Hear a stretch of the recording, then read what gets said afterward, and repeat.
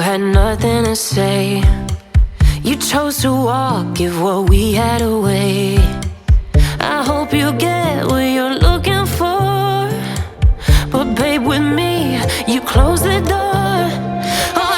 Hey guys, welcome to a new vlog. This is going to be the monthly reset as we prepare for a new month of reading in August. We will be designing my Kindle background, going through books that I've hauled and sorting them, getting them shelves, and going through the books that I read this month and seeing if I'm going to be keeping them or if I'm going to be unhauling them. But let's look at the weekly TBR. First, I did start a new anthology for the mornings, and that is New Poets of Native Nations, edited by Heidi Urich. This is showing modern Native American poets, because so much of what you see in Native American literature is about the past. So this editor wanted to get together modern authors who are of indigenous origin and put together this collection. Next, we have the main focus, which is my nonfiction pick of the month and the last book on my July TBR. That is Nobody's Girl, a memoir of surviving abuse and fighting for justice by Virginia Roberts Gouffre. I am halfway into this. Let's see what it is about. The unforgettable memoir by the late Virginia Roberts Gouffre, the woman who dared to take on Jeffrey Epstein and Ghislaine Maxwell. The world knows Virginia Roberts Gouffre as Jeffrey Epstein and Ghislaine Maxwell's most outspoken victim. The woman whose decision to speak out helped send both serial abusers to prison, whose photograph with Prince Andrew catalyzed his fall from grace, but her story has never been told in full in her own words until now.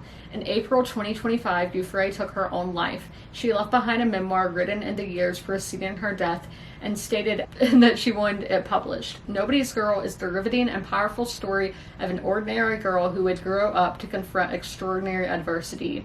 Here, Gouffre offers an unsparing and definite account of her time with Epstein and Maxwell, who trafficked her and others to numerous prominent men. She also details the molestation she suffered as a child, as well as her daring escape from Epstein and Maxwell's grasp at 19. Gouffre remade her life from scratch and summoned the courage not only to hold her abusers to account, but also to advocate for other victims. The pages of Nobody's Girl preserve her voice and her legacy forever. Nobody's Girl is an astounding affirmation of Gouffre's unshakable will, first to claw her way out of victimhood, then to shine light on wrongdoing and fight for a safer, fairer world. Equal parts intimate and fierce, it is a remarkable narrative of fortitude in the face of depravity and despair. That is what I'm currently reading. Next, we have my next mood read that I'm going to start tonight on audio, and that is Magnolia Parks by Jessa Hastings. How many loves do you get in a lifetime? I know this is British Gossip Girl vibes, very toxic, and honestly that intrigues me. Lastly, we have my ebook, and that is The Goal by Elle Kennedy. This is a hockey romance where we have a girl who's very focused on her studies and going to law school, but ends up getting pregnant, and we are going to see how that has an impact on these two people's lives. We're about to do our first reset activity. This is going to be going through the books that I've hauled recently, making physical note of them, so I make sure that I'm reading the books that I'm buying. I put them all into Goodreads, Fable, Storygraph, so I have a note on my phone that I have them so I don't accidentally buy the same book twice, and then it is easy to keep track of when I got that book, what are the shortest books I own, what are the longest books I own, what are the newest books I own, because on Goodreads you can sort it by all those options. It's really fun to use that when I do my TBR challenges. Like the challenge I'm doing currently is reading the shortest books on my TBR according to Goodreads. So we're gonna get all these books sorted, and then we will get them shelved in quotes as well. Another thing I left out, I see if any of these books are available in Kindle Unlimited or with my Audible subscription, because I do want to make sure that I'm using subscriptions since I am paying for them. Everything we could have been, don't go thinking we could be friends. No, you can't bring us back from the dead, 'cause when you know, you know, and when you don't, when it ends, it ends. When it ends, it ends. I really thought we might have been it, so my heart was shattered when it took the hit. Oh,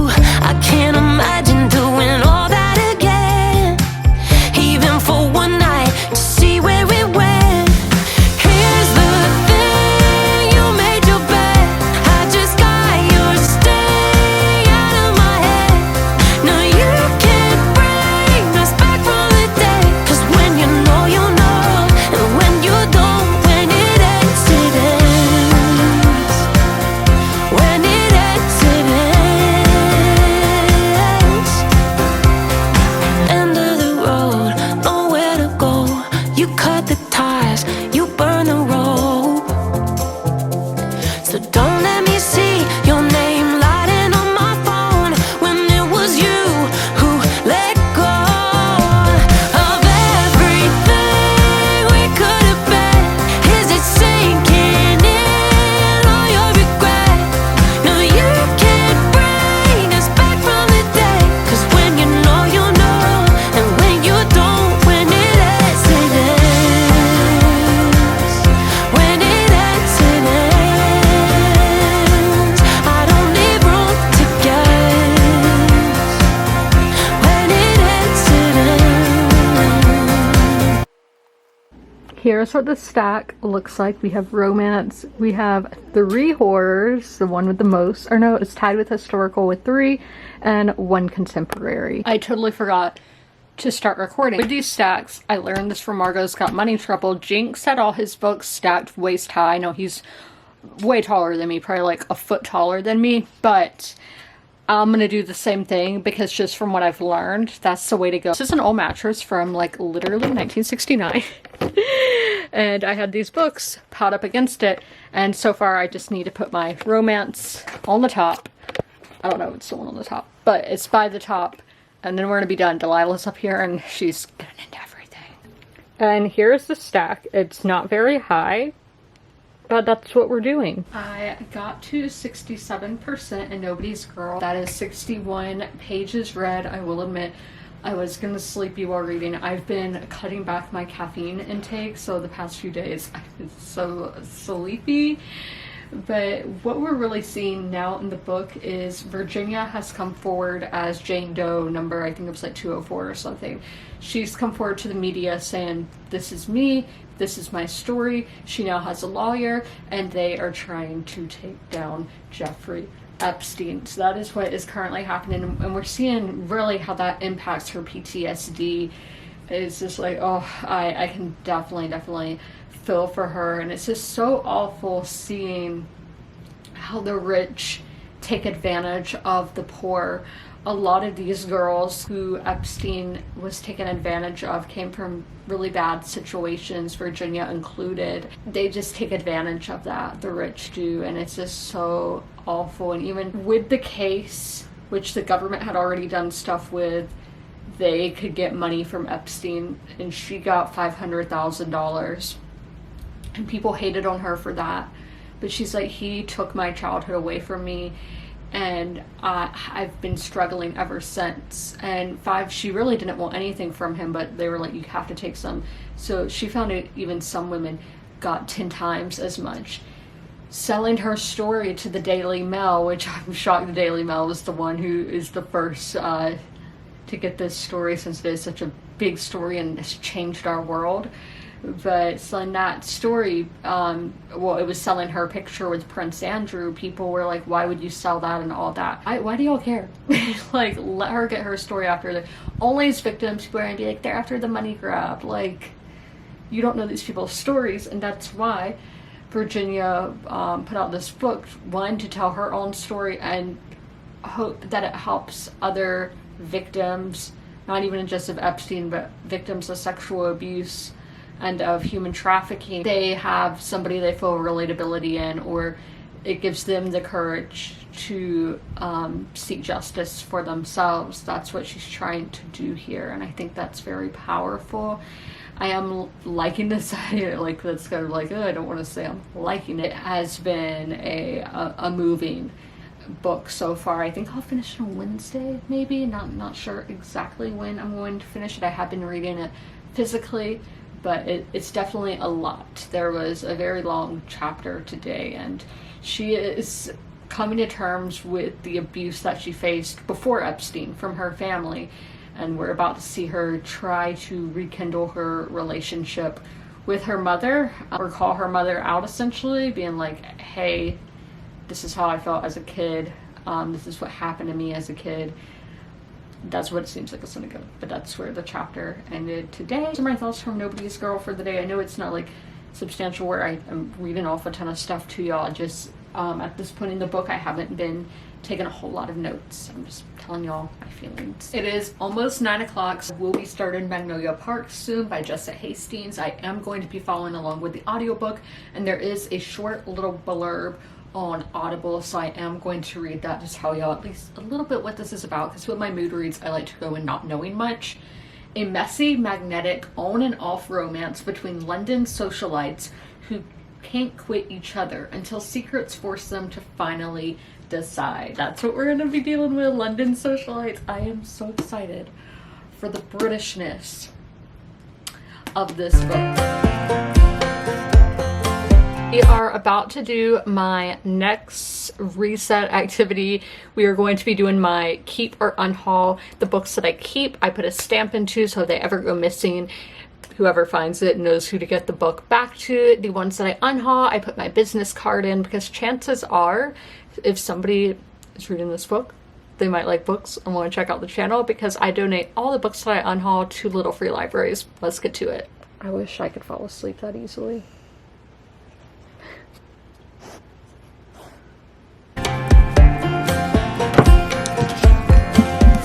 This one is the one I'm unsure about. If I don't like the Da Vinci Code, then I am going to be unhauling, so right now I'm not going to do anything with this book. I hope you get what you're looking for, but babe, with me, you close the door on everything we could have been. Don't go thinking we could be friends. No, you can't bring us back from the dead, 'cause when you know, you know, and when you don't, when it ends, it ends. When it ends, it ends. I really thought we might have been it, so my heart was shattered when it took the hit. Oh, I can't imagine doing all that again, even for one night, to see where it went. Here's the thing, you made your bed, I just got your stay out of my head. No, you can't bring us back from the dead, 'cause when you know, you know, and when you don't. It is time to do my update on Nobody's Girl. I am at 90%, I think it was, but I read 82 pages. I know quite a lot because I was bored. And when you're bored and don't want to scroll on your phone, you read. And also I probably got a ton of steps because I was on the bicycle and for a lot of this reading, and I strap my phone to my leg when I'm on that. Cheat codes, I know. But let's talk about my thoughts so far. My first note is that Virginia just fully put herself in this book. I know a lot of people skip introductions and author notes. Read that for this, because she's just putting it all out there, even if it makes her unlikable, which I don't think it's made her unlikable. But if you see mistakes that you might think she's made in her life, or just where she does things where you don't think you would do it like that, it just really shows that she put all of herself in this book, not really caring what people would think about her, because she wants her story out there. She wanted it told by herself.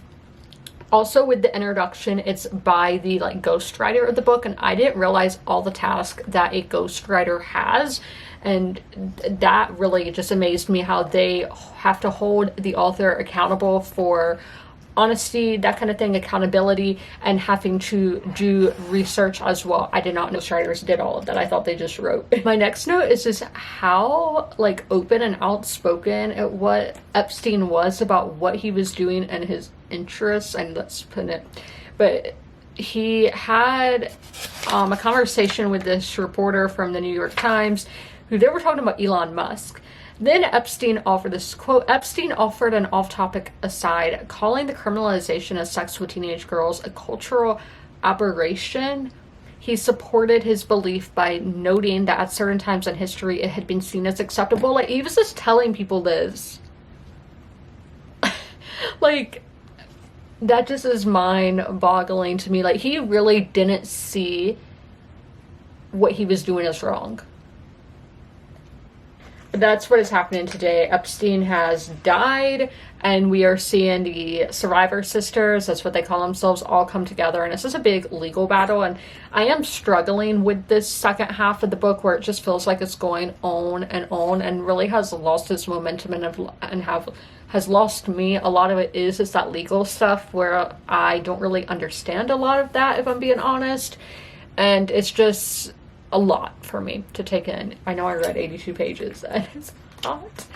But my last note, if y'all remember, I read The Five by Hallie Rubenhold, which is a book about the woman killed by Jack the Ripper, or the women killed by Jack the Ripper. I'm sorry, I can't talk. These women were a lot through history have been called prostitutes, when actually only one of them was legally a prostitute on her death certificate.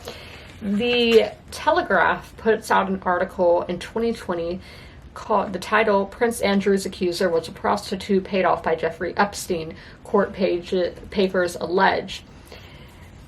Then it goes on that to say that Virginia was only seeking to get paid off. They called her a whore. Even if she was, which I don't think she was, these women are still humans. They are mothers, they are daughters, they are sisters, like, and y'all feel fine just throwing lies like that and being like, yep, even though they were a prostitute and they got raped and abused, they were a prostitute, it doesn't matter, like, they were asking for it. Like, what? People are people. I don't want terrible things happening to people. Like, it's crazy what some people believe and think is alright because of what your job is. And yeah, so those are my thoughts. This is, so I'm like, I liked Margot's Got Money Trouble. Like, I feel like I enjoyed that book more than this. That would be my favorite book. But if I do call out in my head right now, this gets a 4-star when Margot got a 3.75, so that makes me be like, do I put this in as a 3.75 or do I leave it as a 4-star? I think I'd leave it as a 4-star, but I really don't know, because it will go into 4-star into Goodreads regardless if it's a 3.75 or a 4-star. And is that 25 that big of a difference? Look,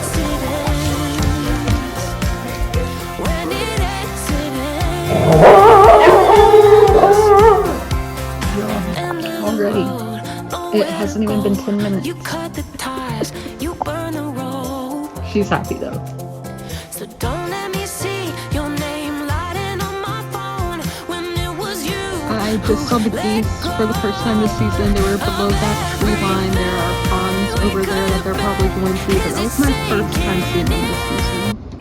It is hot and I am sweaty because I'm in my sunroom and have been for a little while, and we went on a walk. After I finished Nobody is Girl, we are going to go over my thoughts on this book. I am going to give it a 4-star. I was writing all this. Purple ink all on my hands. The impact of this memoir was grueling. It made me nauseous seeing what Virginia suffered, not only at the hands of those close to her, but of Epstein, Maxwell, and all of their cronies. It was honestly nauseating for me to read. It's just so mind-boggling to me that Epstein didn't think what he was doing was wrong. Like, that is not a human. That is legit a monster. And even though after he was deemed a sex offender, the elites were all still hanging out with him. Like, that makes me think of all the other people who were in his circle, who are still out there, and who knows what they're doing. But this really humanized the term the files for me, because I think a lot of us, and even calling myself out, we want the files to be released so the political party, whatever side, because both sides were involved, we want that person to be taken down. I mean, that's awful. But this humanized, putting a human face on, like, sure, with the files, I'm like, okay, yeah, I know they abused people, but this put a face to it being like, this is what really happened. It's awful. It's just so awful. We shouldn't just be made, like, it is political, but we need to be realizing this is a human experience that real humans went through, rather than just being like, I want to take down Trump, I want to take down Bill Clinton. Like, no, it shouldn't just be that. We do want these people to be held accountable, but we need to not do it. We need to be doing it for the right reasons, not just for political reasons. We need to do it because these women, these girls deserve justice. That being said, I noticed so much about class and that, oh my, the door blew open. I noticed so much because I have the screen door open right here, but there was such like a class divide of just seeing how the rich took advantage of these poor girls who came from like impoverished families, who came from terrible situations. And Maxwell and Epstein, they just came in and took advantage of that and did what they wanted with these girls, threw them away when they were done with them. Just awful. Virginia, she put herself so much into this book, knowing that it would make her unlikable to some. And it was, again, mind-blowing, mind-boggling. Some critiques that she got from the masses and from the media, they're like, why would you make settlements with your abusers? You just want money from them. They took away her teenage years. They took away so much from her. Why shouldn't she gain anything from them? And then with she sold like the Prince Andrew photo to the publishers, to the Daily Mail. People are like, Ghislaine Maxwell says the photo is fake, and all these other people are just like, she just wants attention. She wants to gain justice for herself and her survivor sisters, other girls and women who went through the hands of Epstein and Maxwell. And putting those pictures out there, it brings attention to the case and to what went on with these women, what happened to them, the abuse and rape that they went through. So it makes sense of why she would have publish those photos, give them to the media, and publish a book. Because she wants to bring as much attention as possible, to get as many people angry as possible, to get justice and have these monsters be held accountable. The writing style had such vivid imagery, which I wasn't expecting with a memoir, and a memoir with such deep themes like this, dark themes like this. It was so immersive that I felt right there in the scenes, but also that isn't my typical writing style that I go towards, so it did get a little dense for me at times, where I felt like the chapters would never end. Hello, we don't need to be pulling tags off of stuff. We don't need to be doing all that. Okay, but where was I? Where was I, Delilah? Let me look at my notes. Where this isn't my typical writing style, so it got dense for me at times. The chapters aren't even that long, but they felt like they were never ending just because the writing was like, I don't want to use the word flowery for this because it's not like, oh, this is beautiful, like, but it was very immersive with vivid imagery. Now let's talk about the structure. In the early parts of the book, obviously we're going all through the abuse that she would, like when she was a child, the abuse with her family and family friends, what they did to her. We would randomly have excerpts of things that were happening in, in the 2020s when this book was being written, to take away from all the darkness. And that was this it took me out of the book, and I was really confused when it first happened. I was like, is something wrong with my copy? Why did we randomly go to the present? So I understand why they were there. Confusing, and took me out of the book. The second half did lose its momentum for me. That is when we are going into the legal battles and all that. And at some points it did get repetitive, but I did need those refreshers at times, so I did appreciate that. But a lot of the legal stuff goes over my head, and I find that stuff to be boring, which I know that sounds so bad to say, but it was just long and hard for me to understand. So that's just from my personal experience reading, which is my book review. But I do think all that was necessary for the book, and I think as many people as possible need to read this book to know what is going on in our country, the world, what's going on.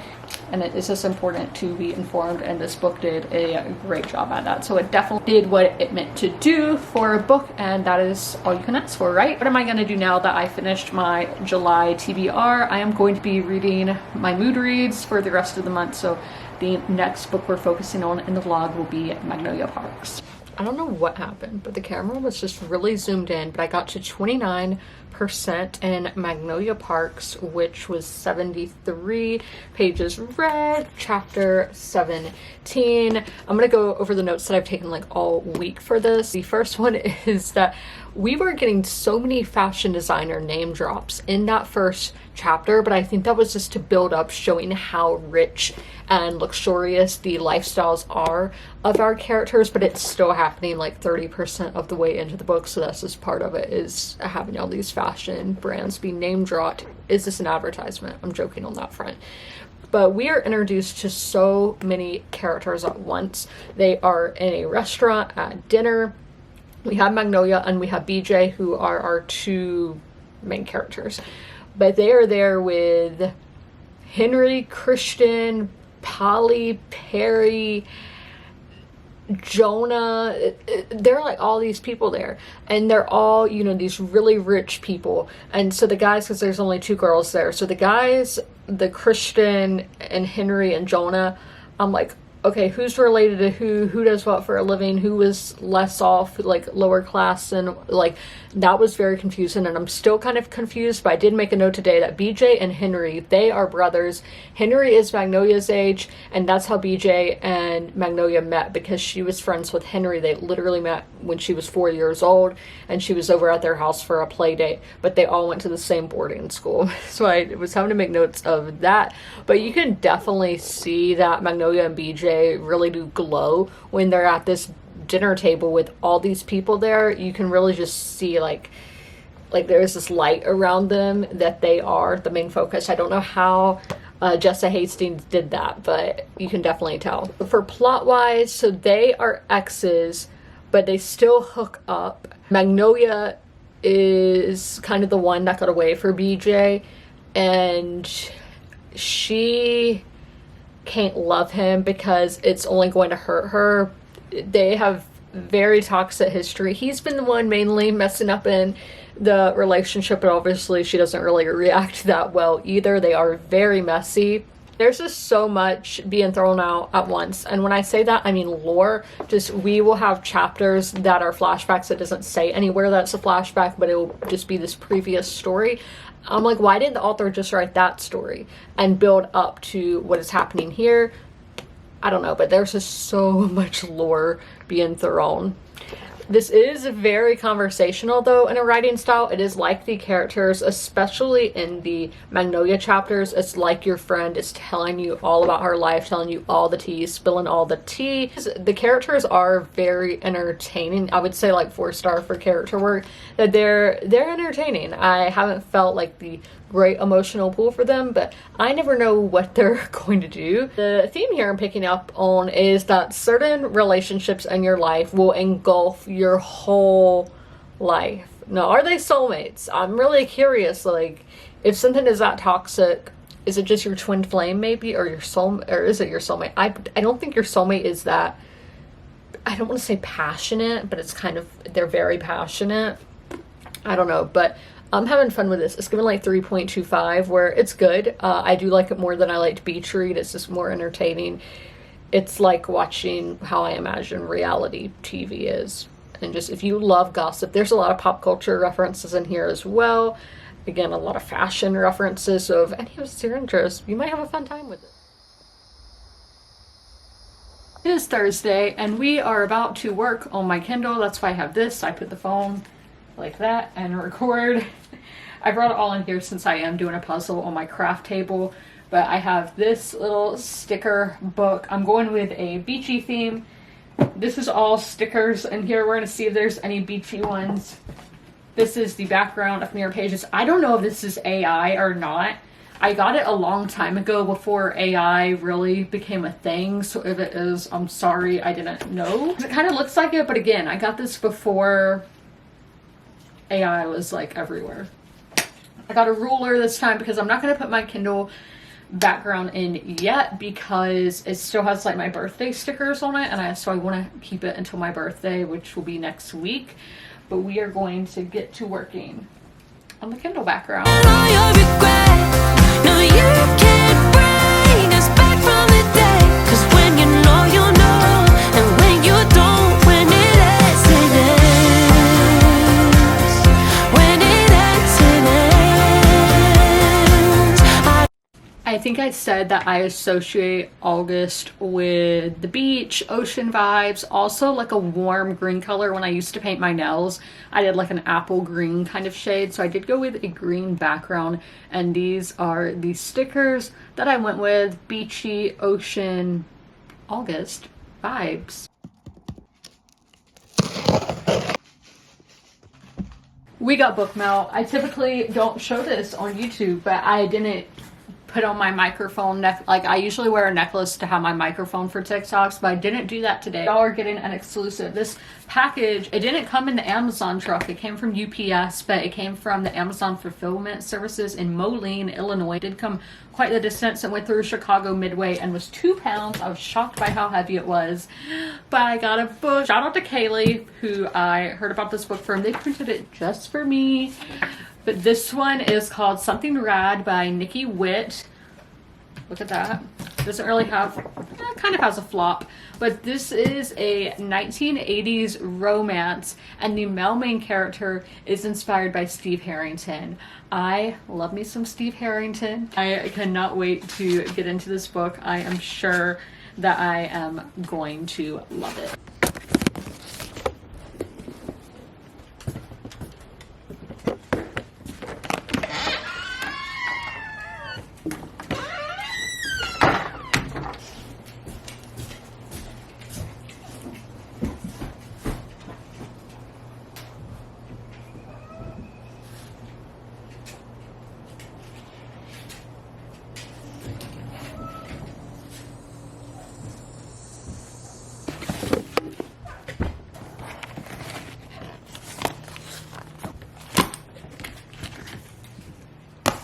Let's have some sunroom reading time with Magnolia Parks.